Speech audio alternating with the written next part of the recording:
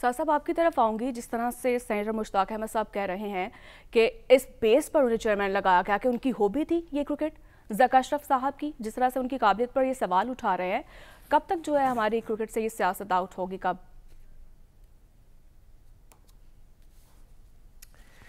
دیکھیے یہ تو پاکستان کا پیرینیل مسئلہ ہے نا.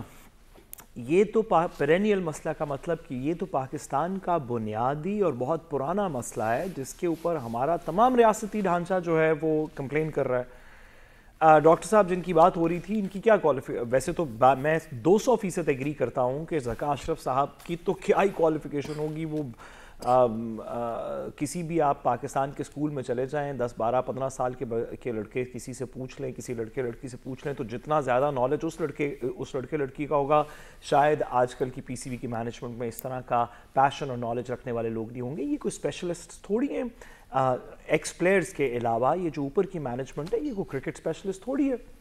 لیکن یہ مسئلہ صرف پی سی بی پہ ختم نہیں ہوتا. ہمارے سینٹ میں جو لوگ بیٹھے ہوئے ہیں, جہاں پہ آپ تقریر سنا رہی تھیں, جہاں کی آپ تقریر بتا رہی تھیں, وہاں پہ پہنچنے کا کیا کوالیفیکیشن کا کرائیٹیریا ہے؟ لوگ کس کوالیفیکیشن پہ وہاں پہ بیٹھے ہوئے ہیں؟ کیا وہ لیجسلیشن کے اندر, قانون سازی کے اندر, پبلک پالیسی کے اندر, فارن افیئرز میں, انٹرنل سیکیورٹی میں, دیگر ایشوز میں ایکسپرٹس ہیں؟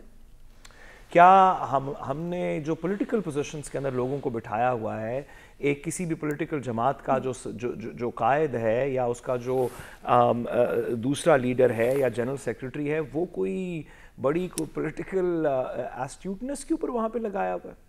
سارا پاکستان ہی انفارچونیٹلی یہ جو ہمارے سویلین ادارے ہیں اس کے اندر یہ کون میرا دوست ہے تو کون تمہارا دوست ہے, تو کون کس کا رشتہ دار ہے, تو یہ میری بیٹی ہے تو یہ سیکریٹری ہوگی, تو وہ میرا بیٹا ہے تو وہ وائس پریزیڈنٹ ہوگا, تو وہ اس کو چیئرمین لگا دیتے ہیں, اس کو اس عہدے پہ لگا دیتے ہیں. یہی تو ہمارا مسئلہ ہے. دوسری سائڈ آئے گی تو کیا کرے گی وہ؟ ان کو ذکا اشرف صاحب کو, جو ان کو کوئی ایکسپیرینس نہیں ہے کرکٹ کو, ان کو نکالیں گے, اور ایک اور بندہ نجم سیٹھی جس کو اس سے بھی کم ایکسپیرینس ہے شاید کرکٹ کا, اس کو واپس لگا دیں گے.